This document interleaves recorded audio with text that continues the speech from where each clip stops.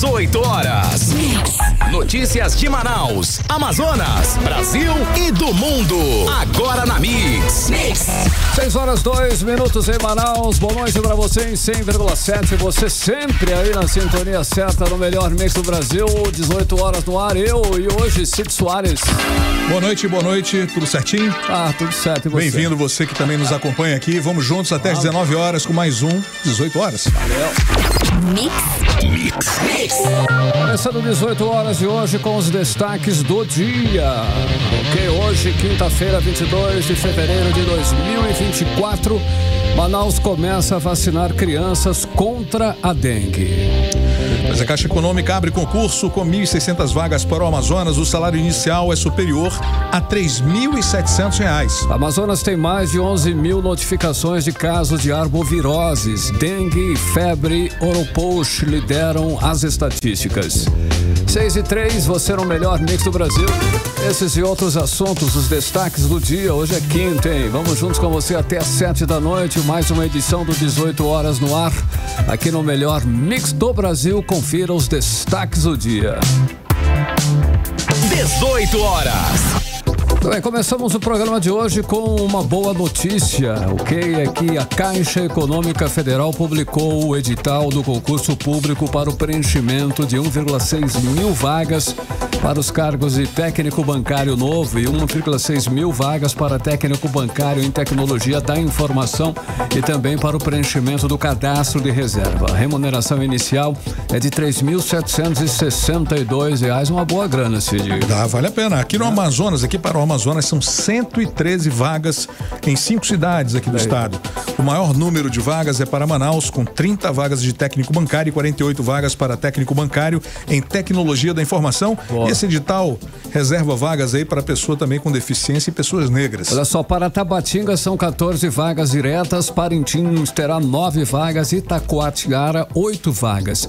A Caixa oferece 4 vagas diretas para Humaitá.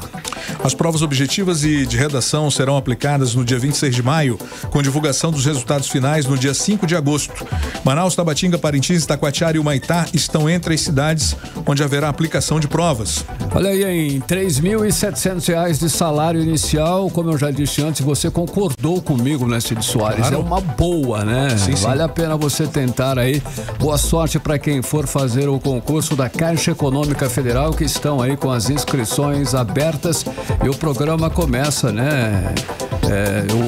O concurso público está aí para preencher 1.600 vagas, uma delas pode ser sua. 6 e 5, você no melhor mix do Brasil. 18 horas. Cid Soares e ouvintes em 100,7, começou hoje a campanha de vacinação contra a dengue em Manaus e as crianças do Parque das Tribos foram as primeiras a receber aí o imunizante.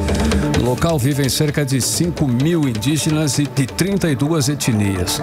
Por ser o público mais vulnerável, os indígenas foram escolhidos para abrir a campanha de vacinação e serão imunizados 700 crianças entre 10 e 11 anos no Parque das Tribos, Cid. E a vacina contra a dengue já está disponível em 171 salas de vacinação. Estão espalhadas aí por todas as zonas da nossa cidade. Lembrando que o público-alvo nesse primeiro momento são crianças com idade entre 10 e 11 anos, como explica a repórter Odineia Araújo. O início da vacinação contra a dengue em Manaus foi na comunidade Parque das Tribos, no bairro Tarumã, que abriga famílias de 35 etnias. A menina indígena Anita Rodrigues, de 10 anos, foi a primeira a receber a dose contra a doença, que somente até 10 de fevereiro já tinha acometido 923 pessoas. A escolha da comunidade indígena, de acordo com o subsecretário de Saúde do município, Djalma Coelho, é devido à falta de uma unidade de saúde no local. Aqui não tinha UBS. Aqui tem 35 etnias em média morando aqui e era um vazio assistencial, ou seja, não tinha a presença da saúde nesse território. Então isso levou em consideração da gente prestigiar esta unidade para que a gente fizesse a abertura aqui. As doses estão disponíveis para crianças de 10 e 11 anos em 171 salas de vacinação. Segundo o Ministério da Saúde, as crianças e adolescentes foram os primeiros escolhidos para receber as doses da vacina, porque são o grupo com maior número de hospitalizações por dengue nos últimos anos.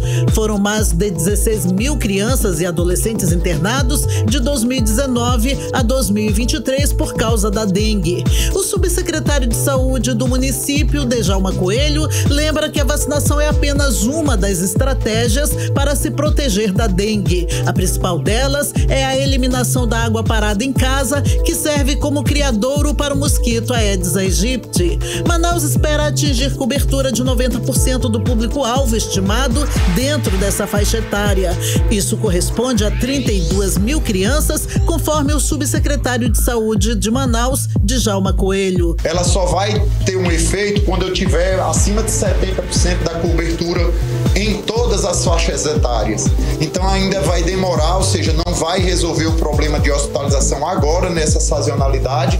Então a gente vai aguardar chegar mais doses do Ministério da Saúde para que essa cobertura possa ser ampliada de forma mais rápida possível. A capital recebeu 65 mil doses de vacina contra a dengue repassadas pelo Ministério da Saúde. À medida que forem chegando mais doses, a campanha vai se estender para crianças de até 14 anos. Para receber a dose, a criança deve estar acompanhada dos pais e apresentar documento oficial de identificação, cartão nacional de saúde ou CPF e cartão de vacina. Odneia Araújo para o 18 horas. Você está ouvindo 18 horas. Legal, 6 horas e 9 minutos em Manaus. Você é o melhor mix do Brasil, 18 horas no ar. Olha, hein, hoje o Amazonas ultrapassou a marca de 11,4 notificações de casos de arbovirose. Isso somente este ano, no período de 1º de janeiro até hoje, 22 de fevereiro. Cid Soares. São 1.915 notificações para dengue, 4 para chikungunya, 7 para zika e 1.398 casos de febre Oropouche. Além de 2 casos aí de febre do maiaro. O repórter André Meirelles tem mais informações sobre o boletim divulgado pela Fundação de Vigilância em Saúde. Boa noite, André. Dengue e febre Oropouche são as arboviroses disparadas aí em número de casos, é isso mesmo? Tá preocupante a coisa, né? Preocupante aí, quase 2 mil casos de dengue e 1.400 da febre Oropouche. Muito boa noite para você, Cid. Boa noite, Carlão. Boa noite a você que nos acompanha ao vivo aqui na 100.7, pelo YouTube também. Olha só, aqui no Amazonas, do começo do ano até hoje, nesta quinta-feira, foram notificados aí 11.422 casos suspeitos de arboviroses, né, já sendo confirmados aí esses quase 2 mil casos de dengue, que são 1.915, e já da febre Oropouche quase 1.400, né, são 1.398, além de 2 casos de febre do maiaro, né. Na lista de município do Amazonas com maior quantidade de casos notificados para arboviroses, Manaus lidera aí com 5.235 casos, né.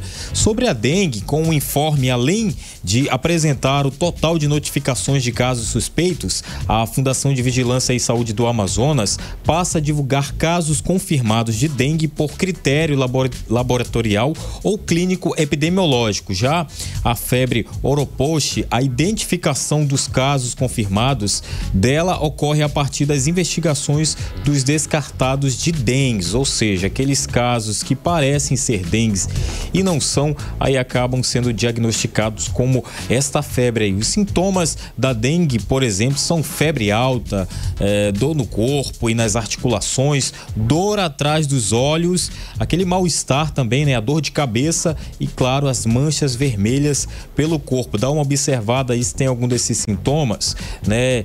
Que são também parecidos com a febre Oropouche, né? Que são semelhantes aos da dengue, incluindo aí a febre alta, a dor de cabeça, aquelas dores nas articulações e também calafrios, né? Embora os sintomas costumem durar de 5 a 7 dias, a recuperação total do paciente pode levar aí até semanas, né? O diagnóstico é feito por meio de um exame específico chamado PCR, que identifica o vírus no sangue. Até o momento não existe vacina ou antiviral disponível para o tratamento da febre, mas aí o tratamento é realizado com medicamentos para aliviar os sintomas e hidratação, né? A dengue e a febre oropouche é transmitida por um mosquito, mas como é que isso funciona, né? Como é que é essa transmissão? Olha, para eu não explicar, que não ficar falando, então eu tenho a fala da médica pediatra, que é a Ana Escobar. Ela explica direitinho como é que esse mosquito tão pequenininho, ele é capaz aí de trazer esse tipo de doença, de tragédia aí para as pessoas. Vamos conferir. O pernilongo, no caso a Aedes aegypti, mosquito, ele é o transmissor, ele é o veículo que leva o vírus da dengue de uma pessoa para outra. Então, é como se fosse um avião mesmo levando aquele passageiro. Aí ele chega lá, pica outra pessoa que não está com dengue e joga o passageiro, que é o vírus, lá dentro. Então, gente, essa é a exata forma pela qual o mosquito, no caso a Aedes, transmite a doença dengue. Por isso é que a gente tem que evitar a proliferação do mosquito. Se a gente evita a proliferação do mosquito, não tem avião, não tem o passageiro chegando. É assim. 18 horas. Então, Cid Carlão e ouvintes, a Ana Escobar, que é médica pediatra, explicando aí como é que funciona essa transmissão. Então aí já sabe, né? Tem criadouros em casa ou tem criadouros ali do mosquito da dengue, a Aedes aegypti. Tá ali no quintal do vizinho também, vai para sua casa e um vai transmitindo pro outro, né? E ela falou aí como é que isso acontece, como é que é transmitido, mas agora a gente tem que saber como fazer para se prevenir. E para isso, eu tenho a fala aqui do chefe do Departamento de Vigilância Ambiental da Fundação de Vigilância e Saúde aqui do Amazonas, o Helder Figueira. Ele fala aí como é que se deve fazer para se prevenir dessa dengue, chikungunya, tantas essas febres, essas doenças que estão acontecendo ultimamente. Vamos conferir. É importante a gente lembrar que a gente vive um momento sazonal de maior notificação das arboviroses, especialmente da dengue, onde a gente tem mais chuva e, consequentemente, maior possibilidade de formação de criadouros para o mosquito Aedes aegypti. As recomendações para a população são sempre no sentido de eliminar esses criadouros. Então, ajudar o agente de saúde a identificar locais onde essa água se acumula, que possa servir de criadouro do mosquito. Então, isso pode ser uma vasilha pequena, como um comedouro de animal, pode ser uma calha entupida com folhas, pode ser até algumas vasilhas que estejam no fundo do quintal, elas podem virar um criadouro, e é importante que a população dedique pelo menos 10 minutos semanais para fazer essa vistoria, identificar os criadores, eliminar e contribuir com a redução da quantidade de mosquitos e, consequentemente, evitar a dengue e outras arboviroses. 18 horas. Muito bem.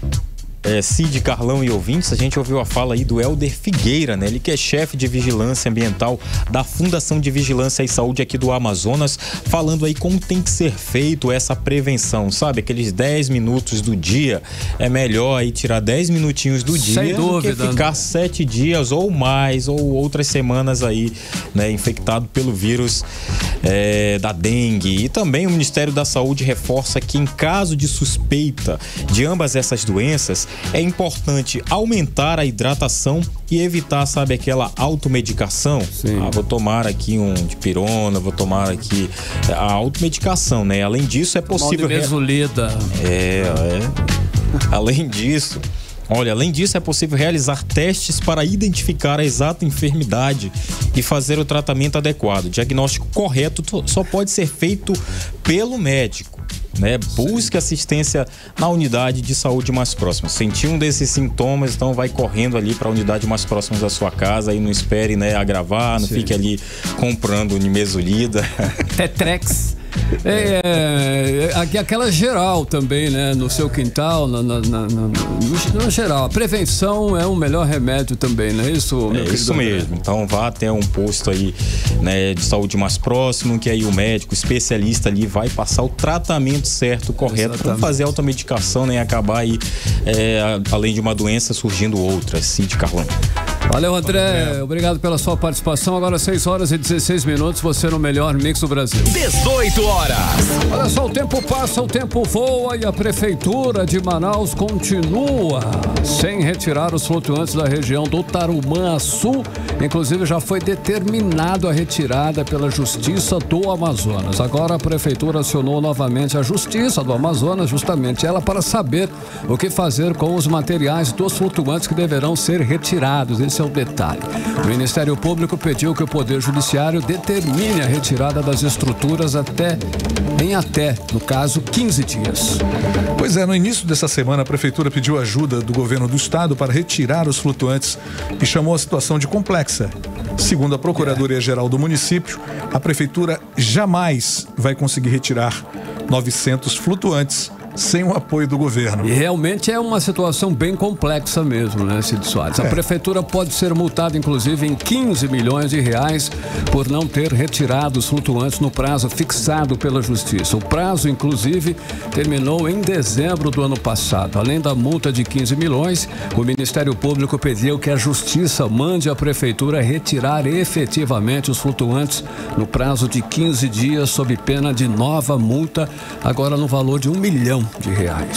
Agora a Prefeitura quer saber o que fazer com os flutuantes desmontados. Segundo o procurador Tiago dos Anjos, é preciso que a Vara Especializada do Meio Ambiente de Manaus decida como o município deve proceder para evitar, inclusive, possíveis ações de indenização por parte dos donos dos flutuantes. Olha, e o procurador disse ainda que a ordem da Justiça é que a Prefeitura desmonte os flutuantes, mas não há decisão sobre a destinação do material, ou seja, o que fazer com o material ninguém sabe ainda. E diante desse impasse, os flutuantes continuam funcionando normalmente lá no Largo do Tarumã Sul. 18 horas.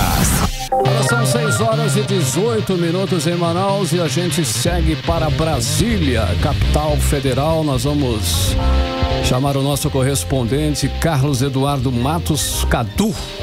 Boa noite, Cadu. Olha só, hein? O grupo de trabalho da nossa querida BR-319 finalmente finalizou as atividades e deve apresentar o relatório final dia 28, Cadu. Essa história continua e o que nós podemos esperar desse relatório, Cadu, além de nada? Tipo assim. Boa noite, Cadu. Vamos ser otimistas? Vamos. Mais ou menos. Boa noite, Carlão. Boa noite, Cid Soares. Boa noite, querido. Boa noite, ouvintes do programa 18 horas. Boa noite, meu irmão. Olha, Carlão, nem o governo está com tanta expectativa sobre esse relatório, viu? Ontem eu conversei reservadamente com técnicos do Ministério dos Transportes. Em off, eles disseram que esse relatório não vai autorizar, não vai definir algo diante do impasse entre o Ministério dos Transportes e o Ministério do Meio Ambiente. Esse relatório reúne, na verdade, a opinião de entidades da sociedade civil do Amazonas e de Rondônia, de ONGs ligadas à preservação do meio ambiente, também de alguns órgãos federais, né, da Polícia Rodoviária Federal, do IBAMA, Ministério Público Federal, OAB, enfim, muita gente, Carlão, participou do debate em torno da recuperação da BR-319 ao longo de 90 dias, tempo que durou esse grupo de trabalho, né, comandado pelo Ministério dos Transportes. E segundo os técnicos do Ministério, Carlão, esse com quem eu conversei reservadamente, eles disseram que as audiências públicas aí em Manaus, em Porto Velho também, o sentimento foi unânime com relação ao desejo de recuperar a 319. Entendeu? Então, inclusive, as entidades ligadas ao meio ambiente não estão sendo irredutíveis como o Ministério do Meio Ambiente está sendo. Então, é uma informação importante. Dos transportes vem com informações, pelo menos com um relatório positivo e favorável à recuperação da 319. Hoje, encerraram aí os 90 dias de vigência do grupo de trabalho. O relatório final sai no dia 28, pelo menos essa é a previsão, quarta-feira da semana que vem. O Ministério dos Transportes ainda vai definir se vai chamar os parlamentares da bancada do Amazonas, né, de Rondônia, como foi da última vez, se vai chamar os governadores para participar de uma reunião final, ou se esse relatório vai ser compartilhado internamente, né? Isso daí ainda vai ser definido nos próximos dias, viu? Sim. A questão, Carlão e Cid, é que esse grupo de trabalho não vai definir praticamente nada. Foi por isso que eu disse, Carlão, acaba que você está certo, viu, Carlão? Mas tem um detalhe, me permite, Cadu? Se não houver realmente participação dos parlamentares e de todo esse povo que está envolvido nisso, eu acredito que realmente não dê em nada. São reuniões que precisam ser presenciais, que precisa ter gente para falar, para expor seus pensamentos, e aí sim... Oitivas, né? É lógico, cara, e partir para uma decisão. Foi esse o trabalho do GT, né? Entidades... teve reunião aí em Manaus, teve algumas entidades participaram, teve uma grande conversa. O GT, pelo que eu conversei aí, vai apresentar um relatório grande, praticamente todo mundo sendo favorável pela recuperação da BR-319. Só que aí é uma decisão de Estado, né, Cid? É uma decisão de Estado e a gente sabe que tem esse impasse enorme, né, entre o Ministério do Meio Ambiente e o Ministério dos Transportes e dentro do governo Lula, né?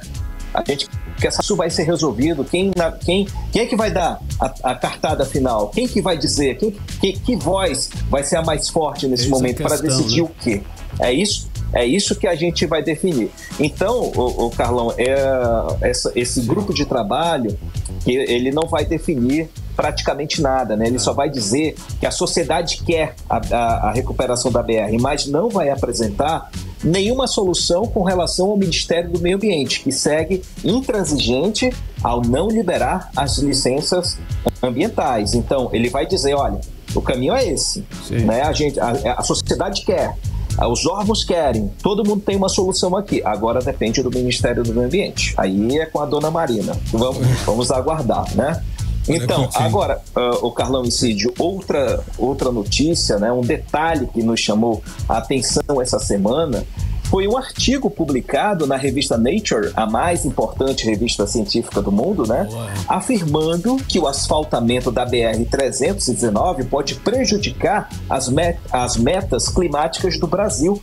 Pode também acelerar a perda da biodiversidade do bioma no entorno da 319 e contribuir, aí que é mais grave, né, para o surgimento de outras pandemias a partir do contato entre espécies desconhecidas com seres humanos. Quem pagou a pesado, bateria, Cadu? Pesado.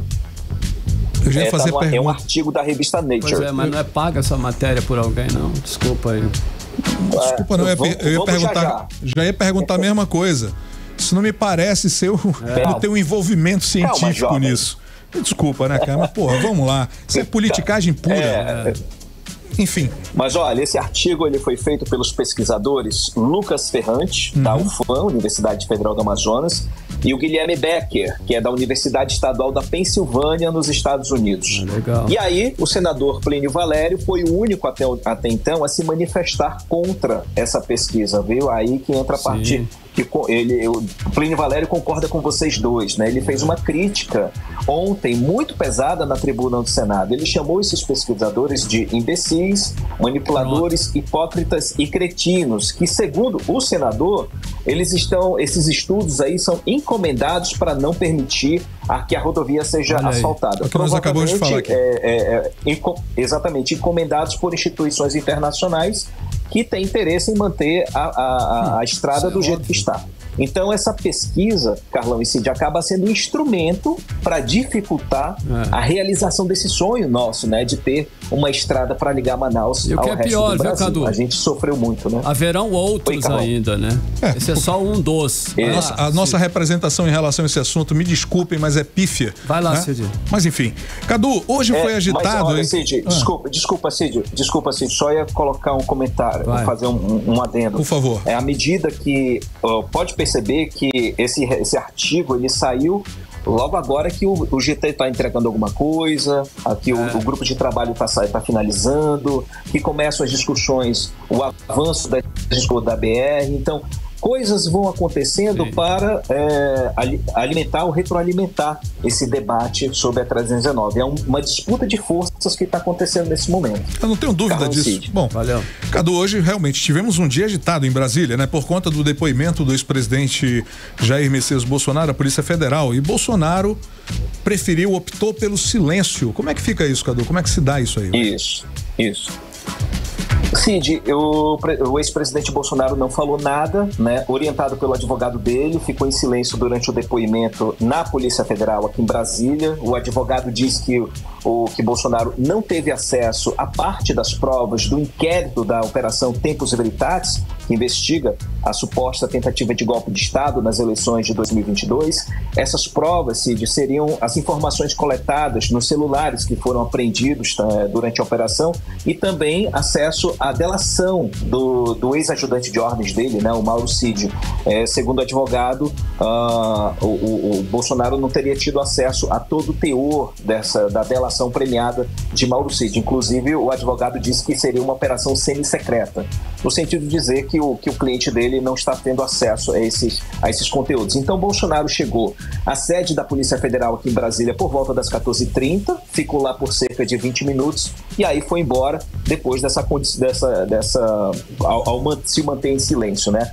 Mas isso, o Cid e Carlão, não impediu que a Polícia Federal coletasse os demais depoimentos. Hoje, 23 pessoas prestaram depoimento aqui em Brasília, no Rio de Janeiro, São Paulo e em outras cidades.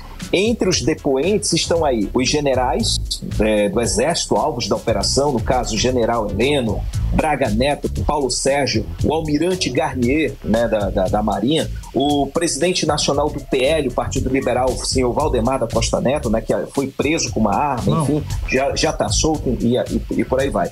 Esse depoimento simultâneo é uma estratégia feita pela Polícia Federal para evitar que haja uma combinação entre os envolvidos. Vale lembrar, Cid, Carlão, que no domingo vai rolar uma manifestação na Avenida Paulista, né? E tá rolando nos bastidores do Congresso Nacional uma grande movimentação final aí para definir como é que vai ser essa manifestação. E esse depoimento meio que é mais um embate, né?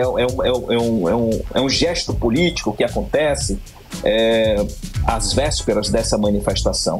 Enquanto que a PF trabalha nesses depoimentos, Cid, acontece lá embaixo, na Praça dos Três Poderes, a posse do ministro ministro Flávio Dino no Supremo Tribunal Federal. A cerimônia acabou de acontecer, como eu falei, lá no prédio, né, do STF. Sim. Evento lotadíssimo, com a presença de autoridades, presidente Lula, presidente do Senado, presidente da Câmara, no caso Arthur Lira e Rodrigo Pacheco, o presidente da OAB, o amazonense Huberto Simonetti, entre outras autoridades. E entre convidados são 900 pessoas. Só da lista do Dino eram 900 pessoas. Depois desse evento, aí vai ter uma missa na Catedral de Brasília. O Flávio Dino, ele escolheu ir para a igreja, em vez de fazer aquela tradicional festa, né, para celebrar a posse, né, a exemplo do que foi o Cristiano Zanin, que fez um baita de uma festa que rendeu um regabof, que rendeu muita notícia. Então, o Flávio Dino preferiu se reservar, participar de uma missa para celebrar a posse dele. Beleza, interessante, Cadu. É bonito. Perfeito, Cadu. Sim, obrigado. Valeu, Cadu, até amanhã. Agora valeu, Cadu, 6h29, você no melhor mix do Brasil. 18 horas.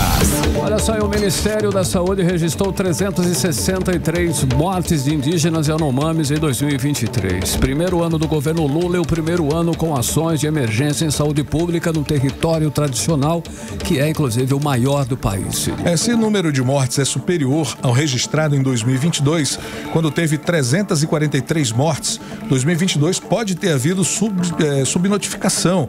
A emergência em saúde pública declarada em 20 de janeiro de 2023 levou a uma maior presença de profissionais no território com maior identificação de casos. Pode ter havido subnotificações nesse ano também, né, Cid? Mesmo assim, o número elevado de mortes, a persistência dos casos de desnutrição grave e a explosão de casos de malária com surtos sucessivos dimensionam a gravidade da crise. Com números superfaturados ou não, ou menos, a crise realmente é grave, é uma crise humanitária enfrentada pelos Yanomamis. Agora 6h30, você no melhor mix do Brasil. 18 horas.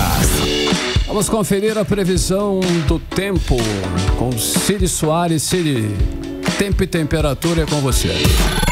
Previsão do tempo.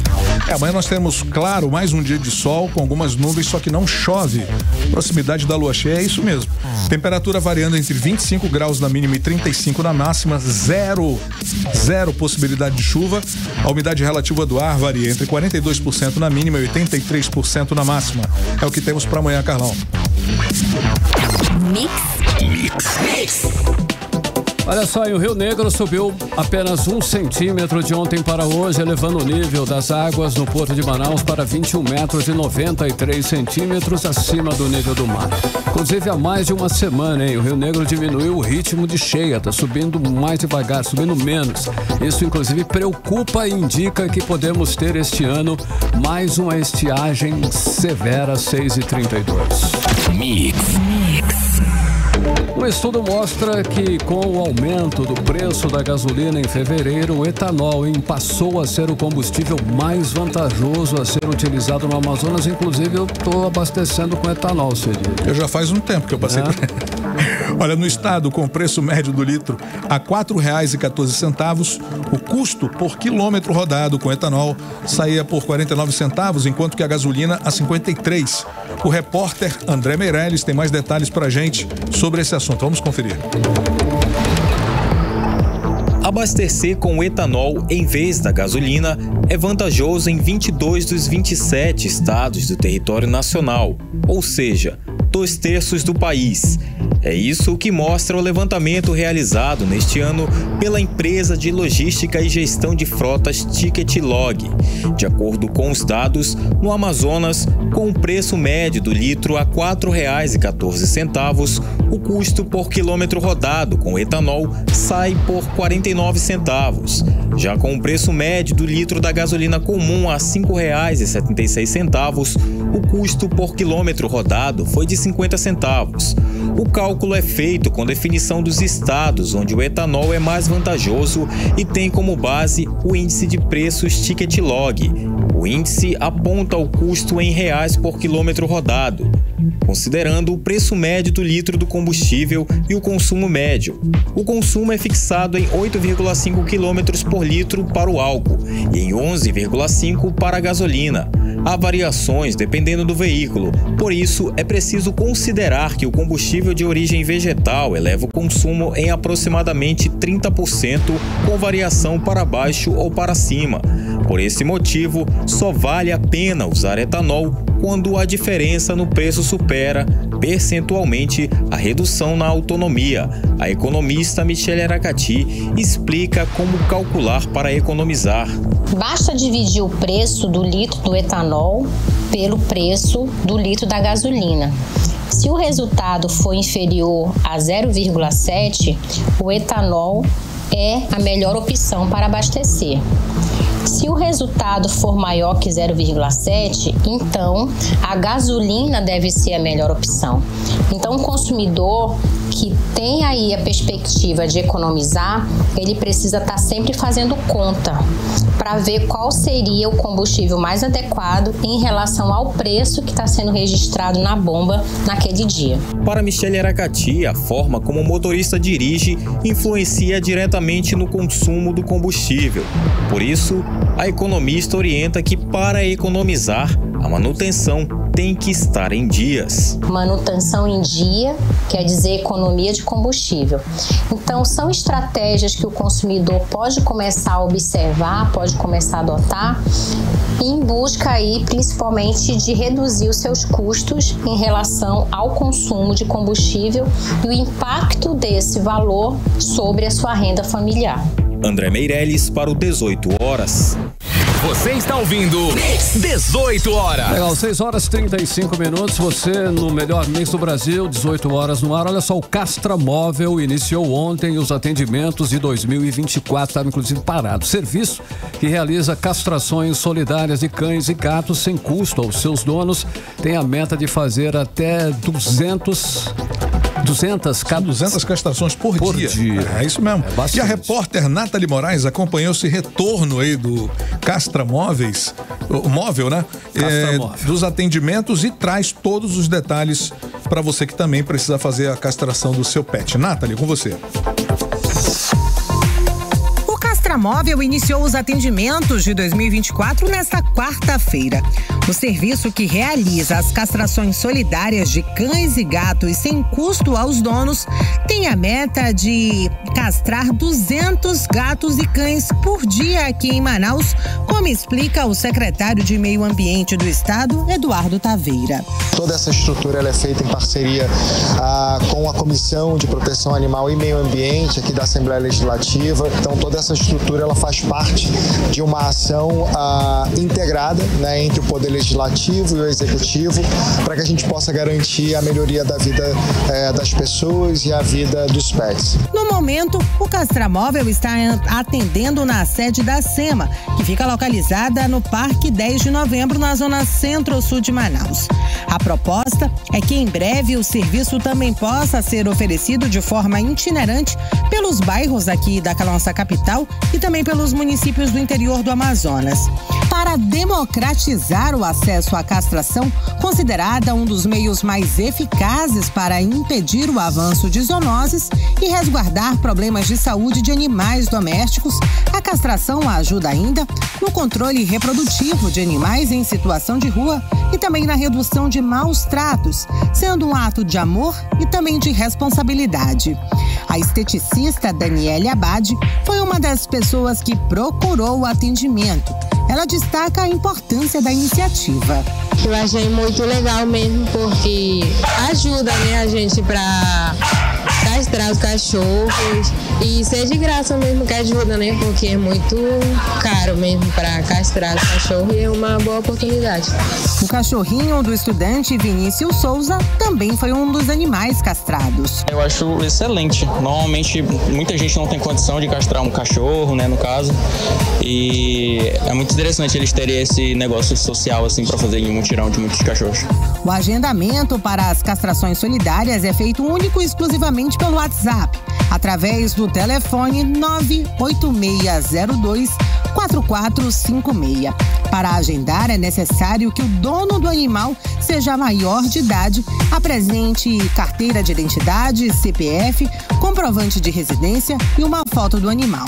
Nathalie Moraes para o 18 horas. Você está ouvindo 18 horas. Legal, 6h38, olha só, o transporte clandestino entrou na mira da Agência Reguladora de Serviços Públicos do Amazonas. A campanha Transporte Clandestino não é opção. Começou ontem na rodoviária de Manaus para garantir a segurança dos usuários. Vamos aos detalhes agora com Rodrigo Soares. A campanha busca combater o transporte irregular e conscientizar a população sobre a importância de realizar viagens em veículos intermunicipais legalizados, o que garante que esses veículos são seguros. A campanha Transporte Clandestino Não é Opção, da Arcepan, a Agência Reguladora de Serviços Públicos do Amazonas, começou nesta quarta-feira na rodoviária de Manaus. Equipes da agência reguladora fixaram cartazes com alertas sobre o risco de viajar em veículos clandestinos não cadastrados na Arcepan e sem vistoria em suas condições. De acordo com o diretor-presidente da agência reguladora, João Rufino Júnior, uma série de blitz e de ações de conscientização estão previstas para acontecer até o dia 31 de março. Essa campanha começou hoje, quarta-feira, e tem como objetivo intensificar as ações da agência, as ações de fiscalização, para coibir o serviço irregular de transporte intermunicipal, ressaltando a importância do usuário utilizar o transporte irregular, aquele transporte que tem a identificação da agência e que, portanto, assegura que aquele veículo passou pelas inspeções necessárias, inspeções técnicas, e é um veículo apto a operar com segurança, diferentemente do veículo que faz transporte clandestino, porque é um veículo que não oferece garantias de bom funcionamento mecânico, de boas condições dos pneus e várias outras questões importantes relacionadas à segurança do serviço de transporte intermunicipal. Então, nossa campanha vai se intensificar com esse objetivo de sensibilizar a população, o usuário que busque utilizar o serviço regular com essa identificação que é de fácil visualização. A campanha também busca ensinar como o usuário pode identificar se um veículo intermunicipal, sendo táxi, micro-ônibus ou ônibus, está regular com a Arcepan. O selo que o veículo passou por inspeção pode ser verificado nas laterais e na traseira. A presença dos adesivos garante que os veículos foram vistoriados não apenas pela Arcepan, mas também por empresas cadastradas junto ao Detran Amazonas e ao Inmetro, o Instituto Nacional de Metrologia, Qualidade e Tecnologia. Veículos que trafegam sem o adesivo de vistoria podem ser multados em mais de R$ 4.600. Rodrigo Soares para o 18 horas. Você está ouvindo 18 horas. Agora 6 horas 41 minutos, você no melhor mix do Brasil. Atenção, hein? Vamos aos detalhes aí, as condições de algumas das principais vias de Manaus. Trânsito, Cid Soares. Trânsito. As câmaras de monitoramento do Centro de Cooperação da cidade mostram o trânsito fluindo bem ali na Avenida de João Batista com a Rua Pará. Só afunila mais com a proximidade ali do Amazonas Shopping. Já nas avenidas Altaz Mirim, com Grande Família e Complexo Viário de Flores, o trânsito é moderado. E na Avenida Constantino Neri com Pedro Teixeira, trânsito fluindo sem retenção. Mix. Lembrando você, querido ouvinte, a sua participação tá valendo aqui no 18 horas. O nosso WhatsApp é o 994887592. Anote aí, 994887592 e participe conosco aqui no 18 horas. Agora, inclusive, tem uma participação. Nós vamos conferir aí a participação pelo WhatsApp do Vanderland Souza. Ele mandou pra gente um áudio, inclusive. Vamos conferir, é com você, Vanderland. Ô, Carlão, eu tô ouvindo aí sobre o caso das dengue, o caso desses vírus loucos que estão todos aí. Tá ruim. Carlão, aí, eu acho que você lembra aí, o Sidney também lembra. Eu acho que nós temos mais ou menos a mesma idade, mais ou menos aí. Você lembra daquelas máquinas que saía borrifando a cidade? Sim. Chegava não sou desse tempo, não. Borrifava, chegava nos terrenos, fumacê. Chegava nas residências, ia lá, dava aquela borrifada. É, isso aí. Matava os carapanã, matava todo inseto. Não tem mais fumacê. Cadê as máquinas de borrifação do bem lembrado, da prefeitura? Jogaram no lixo? Bem lembrado. É isso aí, Vanderlan, você tem toda a razão. Inclusive, nós comentamos já sobre esse fumacê aqui com a Nathalie, em uma dessas ocasiões aí que nós não estamos mais vendo, né? Olha, isso é uma boa lembrança mesmo, viu? Valeu, Vanderlan de Souza, lá do bairro Cidade de Deus, mandou bem aí. Participe também, 994887592, a sua participação no 18 horas. Mix. Olha só, a campanha Detran Volta às Aulas percorre as unidades de ensino da capital para sensibilizar pais e estudantes sobre as leis de trânsito. Muito bom trabalho também. O objetivo é reduzir aí o número de acidentes e mortes no trânsito.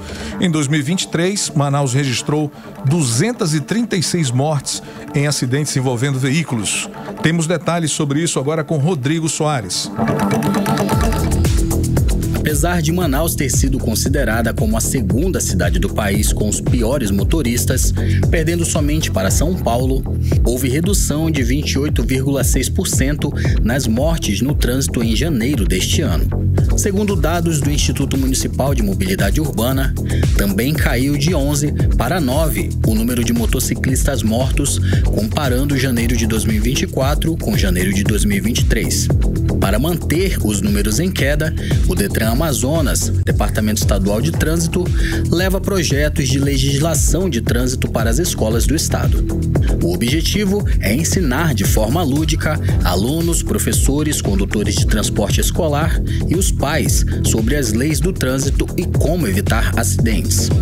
A equipe de educação para o trânsito do Detran ficará nas portas e arredores de escolas públicas e privadas de Manaus, distribuindo materiais educativos.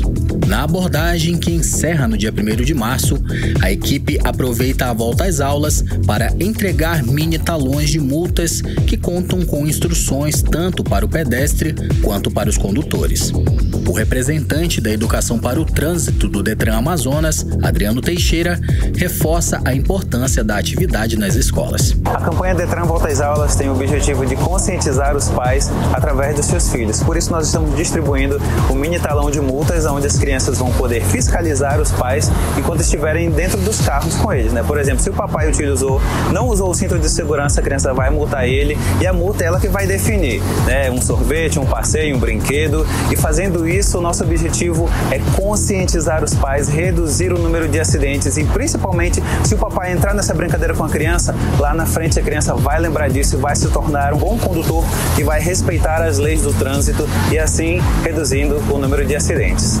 De acordo com o Detran, as crianças que têm acesso ao projeto já crescem com a sensibilização de serem bons condutores. Rodrigo Soares para o 18 Horas. Você está ouvindo 18 Horas. Legal, 6h46, fique aí em 100,7 no 18 Horas. Daqui a pouquinho você vai conferir o que está acontecendo nos bastidores da política amazonense. Já está por aqui, inclusive, Cíntia Blink. Daqui a pouquinho, já em instantes no 18 Horas. 18 Horas. Enquanto isso, nós vamos conferindo a previsão do tempo e temperatura para hoje, né? Para esta noite de quinta-feira, tempo e temperatura, Cid Soares. Previsão do tempo. Teremos uma noite de céu encoberto, mas claro, não vai chover. Bati o martelo com isso. A temperatura vai cair aí para 25 graus durante a madrugada. Teremos uma umidade relativa do ar com 83%, respirando água aí até não querer mais, né? É isso que nós teremos para hoje, Carlão. Legal, 6h47 agora em Manaus. Mix. Agora sim, chegou a hora, nós vamos conferir, né? Os bastidores da política amazonense. Cíntia Blink ao vivo e em cores. Boa noite, Cíntia. Olha só aí, depois de Amomandel, será a vez do deputado Roberto Cidade. Nós estávamos falando dele aí já há algum tempo, inclusive se ele vinha, não vinha, se era apoiado ou não. Mas tá aí, ele vai lançar a pré-candidatura à Prefeitura de Manaus. Cíntia, já tem data para esse lançamento, quem vai apoiar, tudo, você já sabe todos os detalhes. Cíntia, boa noite. Boa noite, Carlão. Boa noite, Cid. Todo mundo que tá com a gente na 100.7. Então, amanhã a gente tem a pré-candidatura de Amomandel. Amanhã às 10 horas tá marcado. Estarei lá se ele for pontual, porque eu também tenho umas coisas pra fazer, sabe? Isso é importante. Exatamente. Fica o recado pra você pontual se ele quiser que eu fale desse assunto. Quanto ao Roberto Cidade, ele vai no dia 6 de março. Na verdade, ele vai assumir o diretório municipal do União Brasil. Quem estava nesse lugar era o Diego Afonso, vereador. Só que Diego Afonso ficou calado sobre esse assunto. Eu acho que foi tudo em paz ali dentro, né? Porque ele não falou nada. Mas, enfim, Roberto Cidade assume esse lugar. E apesar de não ser exatamente uma pré-candidatura ao cargo de prefeito, Cidade fica no lugar ali muito de protagonista. É um recado de que o governador Wilson Lima está apoiando Cidade, está dando o diretório municipal, né, para o Roberto Cidade. É uma indicação de que pode acontecer sim esse apoio, que há uma inclinação muito grande de haver esse apoio para a pré-candidatura de Cidade, sim. E é um evento que promete ter toda a pompa e... formosura? Exatamente. Esqueci como fala. Mas é porque vão ter... Garbo. É isso, todo o garbo e elegância e tudo mais, porque vão ter uma série de autoridades lá, incluindo o próprio governador Wilson Lima, que é o presidente do União Brasil no Amazonas. Sim. E aí terão deputados federais, enfim, todo o grupo do União Brasil, que aliás é gigante. Então, Roberto Cidade mostrando aí força, mostrando que tem um grupo político que tá com ele e que ele está disposto a vir para a disputa e com todo esse apoio, sinais não faltam mais, né? Exatamente. E ele, até ano passado, que foram quando saíram as pesquisas, ele estava conseguindo crescer, né? Reagindo.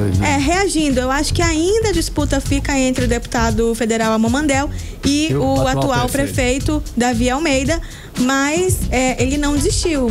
Roberto Cidade pretende estar aí para dar algum trabalho ou, quem sabe, reverter esse jogo e tentar ir aí pro segundo turno, enfim.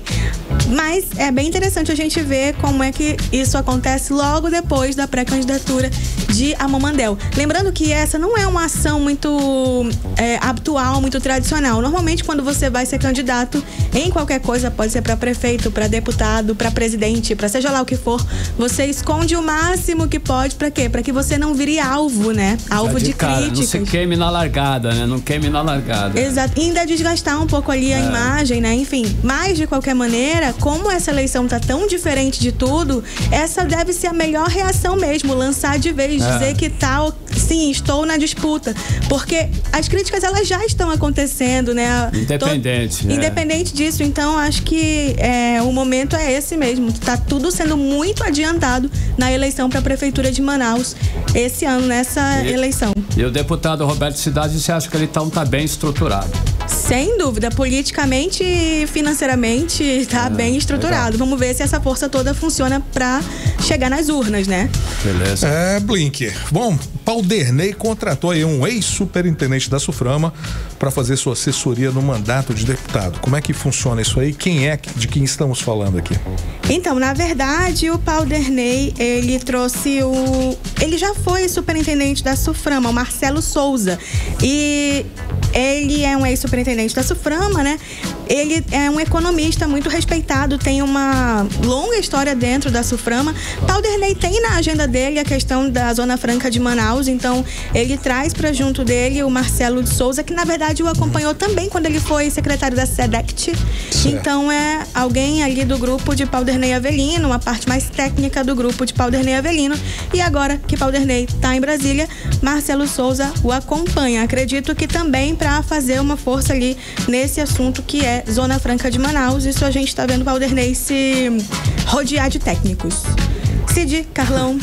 Tomara que essa moda não pegue, hein, Cíntia Blinker, mas parece que tá virando rotina políticos processarem aí jornalistas aqui no Amazonas. Cíntia, eu já ouvi, né, alguma coisa com relação a isso há algum tempo atrás aí, né, Cíntia? Tem alguma...